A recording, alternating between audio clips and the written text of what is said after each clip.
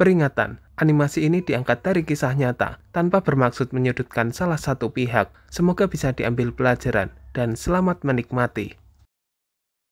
Memang apa hubungannya Mbah sama tempat kerja Tia? Tempat kerjanya itu ada yang pakai pesugihan, makanya aku suruh dia berhenti dari situ. Kalau sudah begini, urusannya bisa panjang. Kalau begitu, saya mohon tolong keponakan saya Mbah. Sebenarnya saya bisa bantu, tapi kamu harus tahu, resikonya sangat besar. Kalau aku melawan pesugihan itu, maka salah satu pihak harus ada yang meninggal dunia.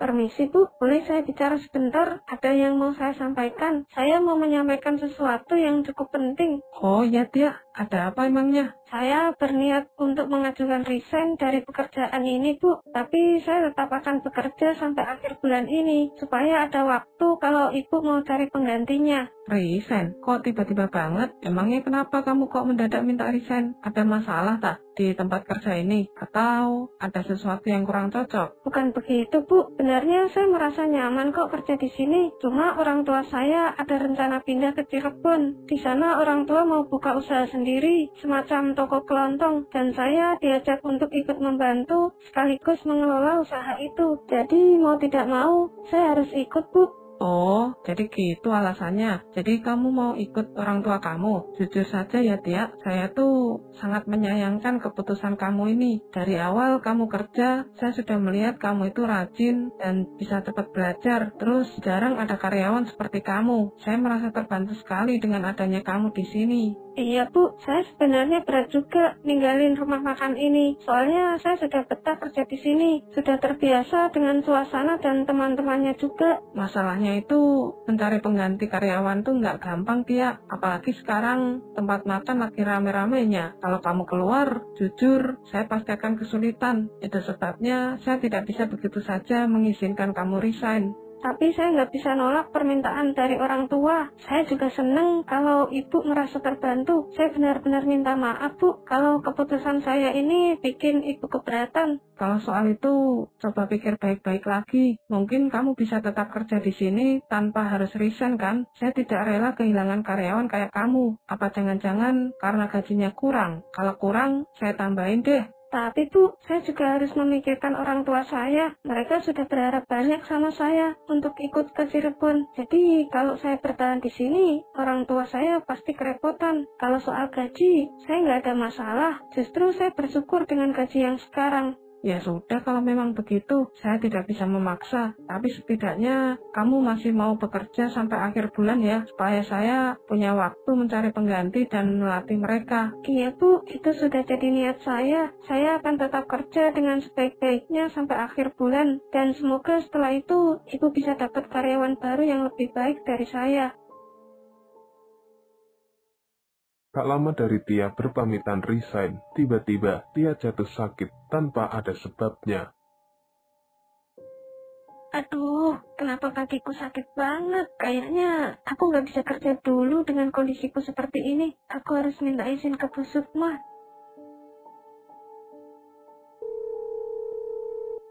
Halo Tia, ada apa telepon pagi-pagi gini? Iya Bu, maaf ganggu waktunya. Saya telepon karena mau izin dulu Bu. Soalnya hari ini saya nggak bisa masuk kerja. Oh gitu, kenapa Tia? Kamu ada urusan atau gimana? Bukan Bu, sebenarnya saya kurang enak badan dari semalam. Badan saya meriang, terus kepala pusing, dan kaki saya juga sakit Bu. Kayaknya kalau dipaksain kerja, takutnya malah makin parah Bu. Waduh, iya jangan dipaksain. Kesehatan kamu lebih penting Tia. Kalau badan udah nggak fit, kerja pun nanti hasilnya juga nggak maksimal. Mending kamu istirahat aja dulu di rumah. Kalau perlu, periksa ke dokter biar jelas sakitnya apa. Iya Bu, saya juga nggak nyangka kalau bakalan sakit. Saya rencananya juga habis ini mau ke rumah sakit Bu, dekat rumah untuk cek kesehatan. Ya udah, kamu jangan mikirin kerjaan dulu, biar teman-teman yang lain yang handle. Yang penting kamu fokus istirahat sampai sembuh. Siap Bu, saya minta maaf kalau hari ini jadi ngerepotin teman-teman di tempat kerja karena saya nggak masuk. Nggak apa-apa, Tia. Namanya juga manusia, kadang juga sakit. Ya itu wajar. Kamu kan juga biasanya rajin masuk. Jadi nggak masalah kalau sekali-sekali izin karena sakit. Terima kasih banyak, Bu. Sudah mengizinkan saya untuk istirahat dulu. Semoga besok atau lusa saya sudah bisa kerja lagi. Iya. Di lain hari, Tia pun akhirnya dibawa ke rumah sakit karena kondisinya yang semakin parah. Tia, gimana keadaanmu? Bibi lihat kok, wajahmu kelihatan pucat sekali. Bibi jadi khawatir. Ya masih gini-gini aja, Bi. Badan lemas, terus kadang demam. Tiba-tiba sakitnya pindah-pindah juga. Ya Allah, Tia. Terus kata dokter apa? Udah ada hasil pastinya belum? Itu dia, Bi. Dokternya juga sampai bingung. Katanya ini baru pertama kali beliau nanganin kasus kayak aku. Semua hasil laboratorium normal. Tapi aku tetap ngerasa sakit terus. Makanya dokter bilang mungkin perlu pemeriksaan lebih lanjut, tapi belum ada kepastian. Kok aneh banget ya, kalau medis saja bingung, berarti bisa jadi ada hal lain. Kamu sabar ya, Tia. Bibi jadi kepikiran. Kepikiran apa, Bi? Gini, Tia. Bibi rencana mau minta tolong ke Mbak Suryo yang tinggal di Majalengka itu, yang kemarin Bibi ajak kamu ke sana. Mbak Suryo, kalau memang bisa bantu nyembuhin aku, ya nggak apa-apa. Kamu nggak usah khawatir. Yang penting kita tetap ikhtiar, usaha medis tetap dijalankan, tapi juga doa. Iya, Pi, aku ngerti. Soalnya jujur aja, sakit ini bikin aku nggak bisa kerja dan nggak bisa aktivitas lain. Makanya kamu jangan terlalu dipikir berat. Sekarang biar Bibi yang usaha minta bantuan ke Mbak Suryo. Mudah-mudahan ada titik terangnya. Makasih ya, Pi. Aku benar-benar nggak tahu harus gimana lagi. Kadang malam-malam aku sampai nangis sendiri. Bibi doakan kamu semoga cepat sembuh, Tia. Dan semoga ini jadi ujian supaya kamu makin kuat. Amin. Makasih banyak, Pi, atas doanya.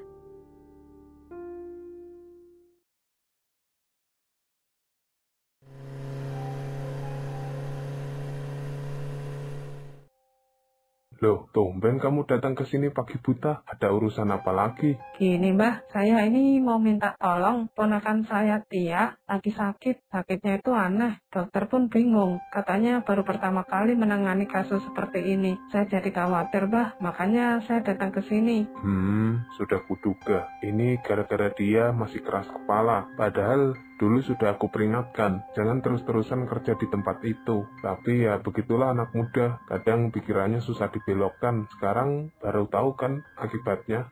Memang apa hubungannya, Mbah, sama tempat kerja Tia? Tempat kerjanya itu ada yang pakai pesugihan, makanya aku suruh dia berhenti dari situ. Kalau sudah begini, urusannya bisa panjang dan berbahaya. Pesugihan. Jadi sakitnya Tia ini bukan penyakit biasa, Mbah. Pantesan dokter aja sampai bingung. Betul, ini bukan sakit biasa. Yang menyerang dia itu ilmu hitam dari pesugihan, dan dia sudah ditargetkan untuk dijadikan tumbal. Kalau begitu, saya mohon tolong keponakan saya, Mbah. Saya kasihan, dia masih muda, masih panjang harapannya. Memangnya apa tidak ada jalan lain, Mbah? Sebenarnya saya bisa bantu, tapi kamu harus tahu, resikonya sangat besar. Kalau aku melawan pesugihan itu, maka salah satu pihak harus ada yang meninggal dunia. Tolong bisa jelaskan biar saya paham, Mbah. Begini, kalau aku berhasil mengalahkan pesugihan itu, maka pelaku pesugihan akan mati. Tapi sebaliknya, kalau aku kalah, maka Tia yang akan jadi taruhannya, dan nyawanya bisa melayang. Jadi sebesar itu ya, Mbah, resikonya? Benar, kalau tidak segera ditangani, lambat laun tubuhnya akan habis digerogoti. Itu memang cara pesugihan menagih tumbal. Jadi cepat atau lambat, dia tetap dalam bahaya. Lalu bagaimana baiknya, Mbah? Saya takut kalau sampai dia jadi korban. Kamu nggak usah panik, saya akan bantu dan berusaha semaksimal mungkin untuk menolong Tia. Di lain waktu, Mbah Surya berusaha melawan pesugihan tersebut menggunakan ilmunya untuk menolong Tia dari target tumbal.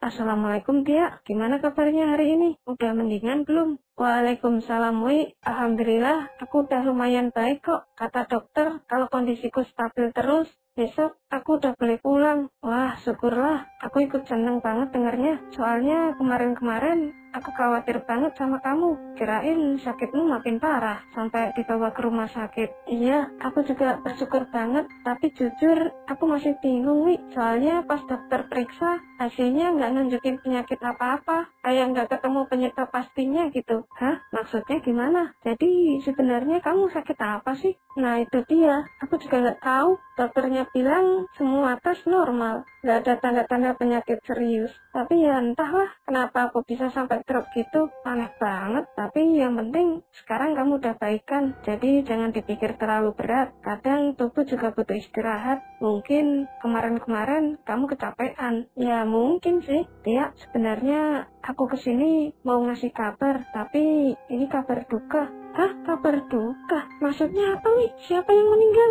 Bu Sukma, ya. Tadi pagi beliau meninggal dunia. Innalillahi. Serius sih? Kok bisa sih? Emang gara-gara apa meninggalnya? Katanya sih karena serangan jantung. Udah sempat dibawa ke rumah sakit, tapi nyawanya nggak tertolong. Ya Allah, pas terakhir aku ketemu, beliau sehat-sehat aja. Nggak nyangka bisa secepat ini perginya. Iya, aku juga kaget banget waktu dengar kabarnya. Karyawan yang lain juga shock. Kasihan keluarganya ya. Semoga mereka diberi ketabahan. Amin. Besok rencananya langsung dimakamkan. Kalau kamu udah pulang dan cukup kuat, mungkin kita bisa takziah bareng. Iya, Wi. Insya Allah. Aku masih nggak nyangka aja. Ternyata hidup dan mati emang rahasia ilahi. Betul, Tia. Makanya kita harus banyak-banyak bersyukur dan jaga diri. Hidup ini benar-benar nggak ada yang tahu. Iya, Wi. Aku jadi makin sadar sekarang.